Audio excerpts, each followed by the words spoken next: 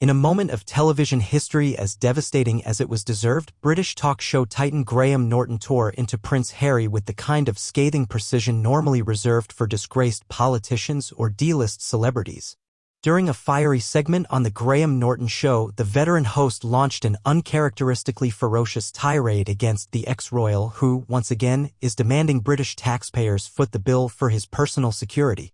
"You gave it all up," Norton spat, his voice heavy with a blend of disbelief and indignation. "You quit the job, moved abroad, and now you're back with your hand out? Pay for your own security, live with the consequences of your choices." The studio fell into stunned silence. The prince, who once strutted the world stage as the spare in Britain's most famous family, has now become its most publicly mocked liability. This wasn't comedy. This was catharsis. A long-overdue reckoning from one of Britain's most respected voices, laying bare the fury of a nation Harry abandoned, only to return, pockets turned out, begging for the protection of the very system he denounced. Prince Harry's descent from military officer and beloved younger royal to lawsuit filing, podcast mumbling, Montecito mansion-dwelling media casualty has been nothing short of Shakespearean, except with far less dignity and far more irony. Norton's outburst came after reports resurfaced that Harry is still attempting to challenge the UK government's refusal to provide him with taxpayer-funded metropolitan police protection whenever he visits the country. Let's be clear, Harry voluntarily stepped down as a senior working royal in 2020. He wasn't pushed. He and Meghan Markle released their infamous bombshell Megxit statement declaring their intent to work to become financially independent while still seeking the institutional support of the monarchy, a request as absurd as it was contradictory. You cannot resign from your job and then demand all its benefits be waiting for you when you drop by the office.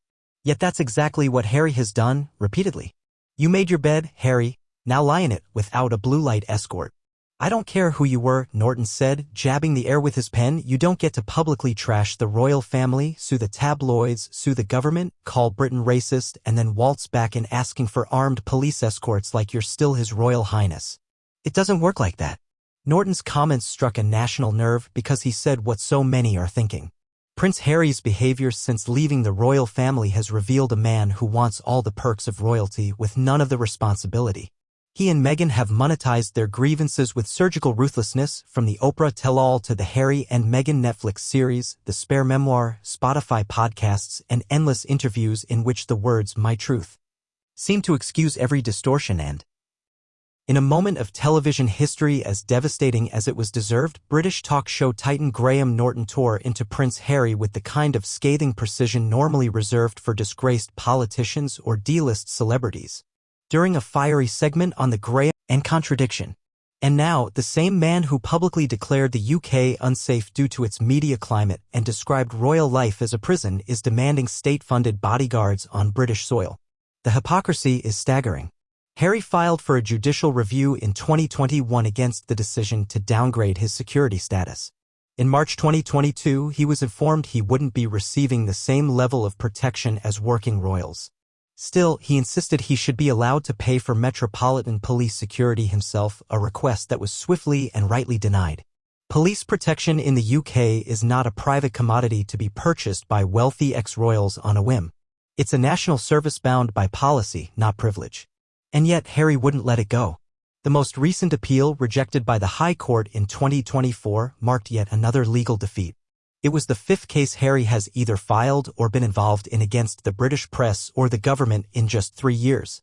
Taxpayers have already spent over £1 million in legal fees defending the government's position against him.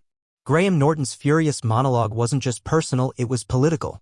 It reflected the growing frustration across the UK. Why should any public money, legal or logistical, be wasted on a man who has done nothing but sue, accuse, and abandon? It's worth remembering that this is the same Prince Harry who, during the COVID-19 pandemic, claimed that service is universal when the Queen confirmed that his and Meghan's royal patronages would be removed. That phrase, now a punchline in royal commentary circles, was supposed to signal a noble pivot to a life of public duty in the private sector. Instead, we've witnessed a masterclass in self-serving contradiction.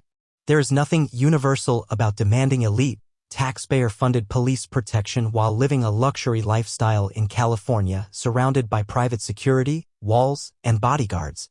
There is nothing dignified in flying into the UK for a 36-hour vanity trip as he did for the Well-Child Awards only to demand full protection from the same institution he calls toxic and racist. Graham Norton was right to mock this hypocrisy, to spit the word live when he said, "Pay for your own security, live with it." Because that's the point: accountability. Actions have consequences. You don't get to flee royal life, write a memoir eviscerating your father, your brother, and your homeland, and then expect the red carpet and blue lights to be rolled out on your return. One of the most telling aspects of Harry's demands is how fundamentally they misunderstand or ignore how British institutions work. The Metropolitan Police are not his private security firm. Their loyalty is to public order and the crown, not to a self-exiled prince who's turned royalty into revenue. To that end, his insistence that he should be allowed to pay for Met protection is not just wrong, it's dangerous. It sets a precedent where wealth could determine access to elite policing. If Harry is allowed to buy armed police officers as if they were private contractors, what message does that send to the average Briton who funds the system through taxes but gets no such luxury? There's also the small matter of tone-deaf entitlement. Harry and Meghan have made tens of millions of dollars through Netflix, Spotify, and Penguin Random House. They live in a $14 million Montecito mansion surrounded by private security, and yet he wants British taxpayers struggling under inflation, energy crises, and the aftermath of Brexit to subsidize his fleeting visits to the UK? The British public are not fools. The polls consistently show plummeting support for the Sussexes. A YouGov survey from early 2024 showed Harry's approval rating had sunk to -43, with Meghan not far behind.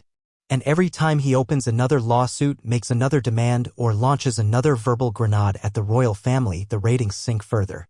Even members of parliament have spoken out against Harry's security crusade.